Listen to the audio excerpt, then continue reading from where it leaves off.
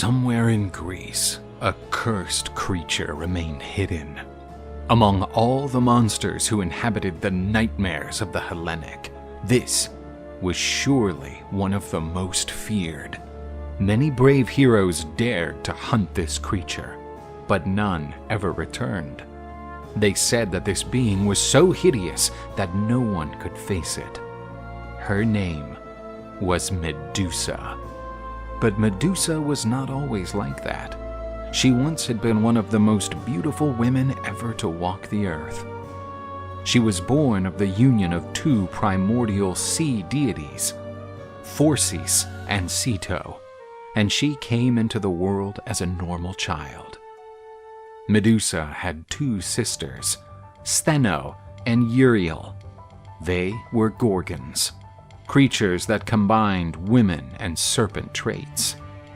Since childhood, Medusa was devoted to the goddess Athena, and when playing with her sisters, she always pretended to be the goddess Athena, while her sisters loved to be the villains.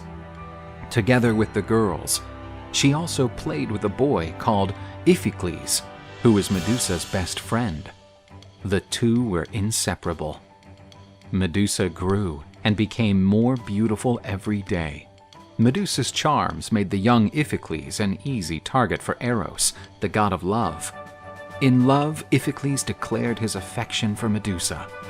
The young lady deeply loved the boy, but she had the dream of becoming a priestess of Athena and could not cave into the temptation of love. When she reached the appropriate age, the young woman started her preparation to become an Athena priestess. The temple's apprentices needed to have pristine conduct and discipline. All their acts could be reflected in the goddess's reputation. One of the major requirements for becoming a priestess of Athena was absolute purity. They were to mirror themselves in Athena. Therefore, the young women should remain virgins, just like their goddess, who never surrendered to the influence of Eros and Aphrodite. Medusa became a perfect priestess, maybe even too perfect. The rituals conducted by Medusa kept attracting more followers, delighted with the way in which that beautiful young woman conducted each of her activities. Medusa had beautiful fluttering hair. With her movements, it mesmerized those who stared at her. A gullible man dared to say that Medusa's hair was more beautiful than Athena's.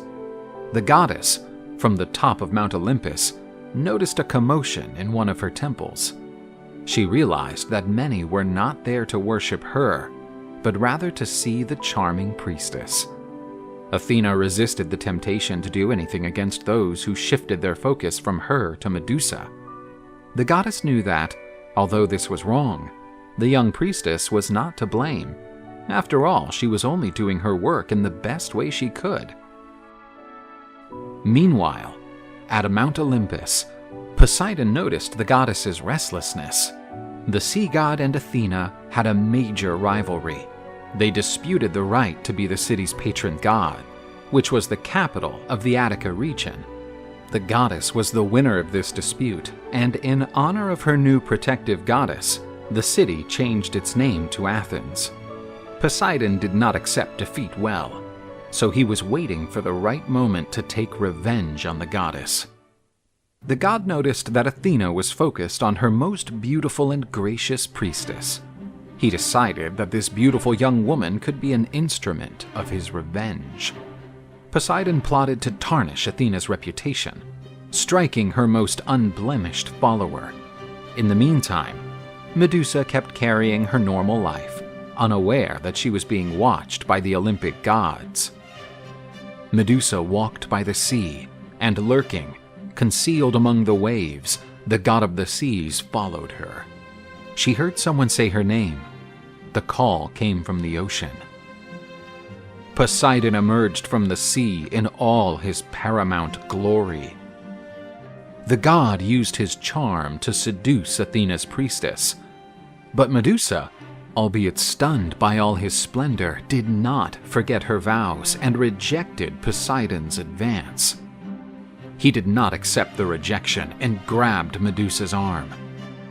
She reacted unexpectedly, and, violently hitting him in the face, managed to get rid of the god.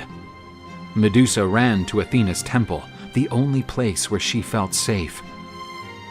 But Poseidon, consumed by lust, went after the young woman.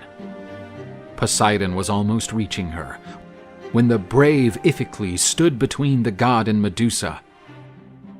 Despite his bravery, Iphicles represented no obstacle to the god who, with one blow, threw the young man away. Medusa stepped inside the temple of her goddess and knelt before her statue.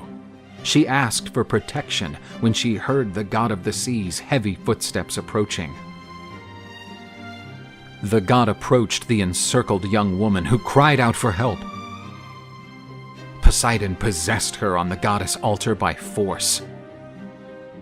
The god happily left the temple. His revenge had gone better than planned. Besides having corrupted the best priestess of Athena, he also degraded her beloved temple, which the goddess deeply treasured for its purity. Medusa felt ashamed and filthy when the goddess Athena took the form of her statue and furiously blamed the priestess.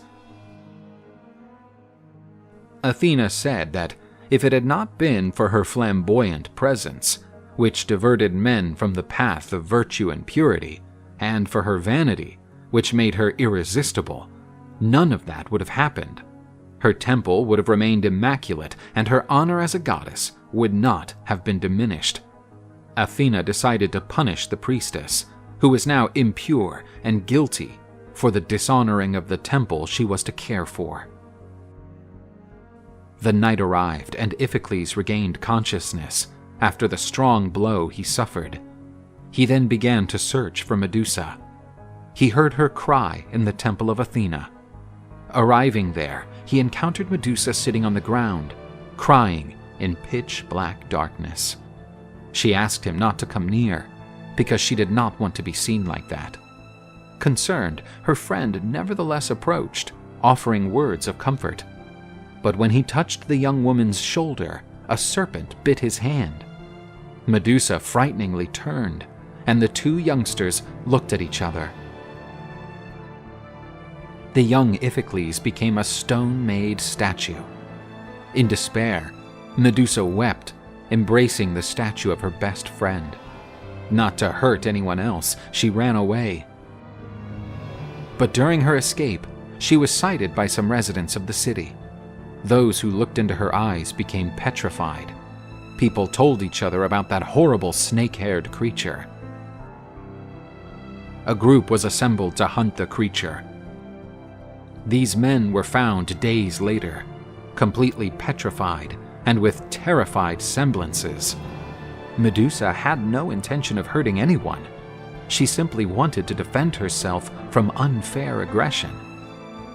She decided to hide in a region that had been abandoned by its inhabitants for centuries. There, she found an ancient temple in ruins, which she turned into her hiding spot. Many warriors attempted to capture the Gorgon for glory, but none ever returned. Isolated, Medusa kept losing her remaining humanity. Her reputation as a terrible monster became legendary. Medusa survived by hunting small animals and rodents. One of her prey led to an unexpected reunion. Medusa encountered an ancient bust, which represented the goddess Athena. She realized that those ruins had once been one of the first temples to give shelter to the goddess. This discovery revived her ancient habits. Medusa started to care for the temple and to exalt the glory of the goddess, the dilettante daughter of Zeus, the supreme god of Olympus.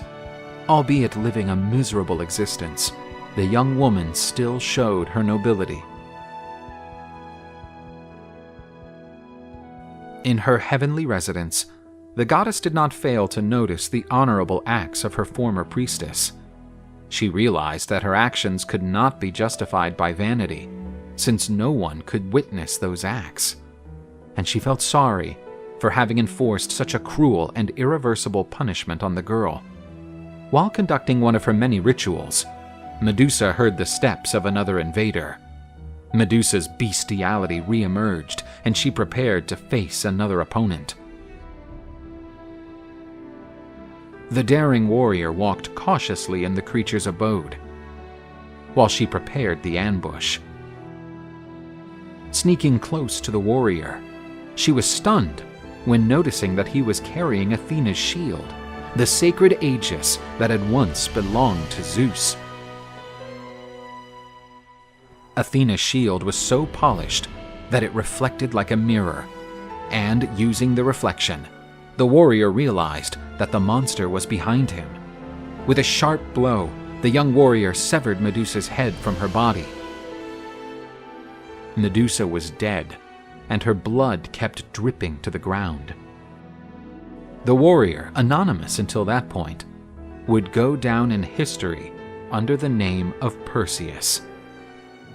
After completing his labors, Perseus returned to Athena her aegis and also gave her Medusa's head.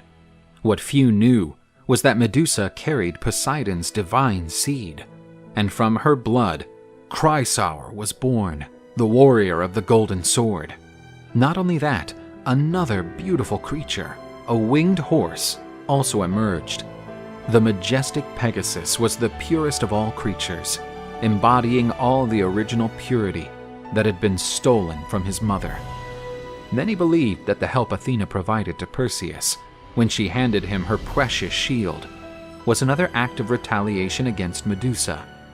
Actually, she only wished to free the young girl from that dreadful existence, which had been unjustly imposed upon her. Athena glorified Medusa by adding the Gorgon's head to her shield. The image of the loyal priestess was now eternalized beside the goddess she loved so much.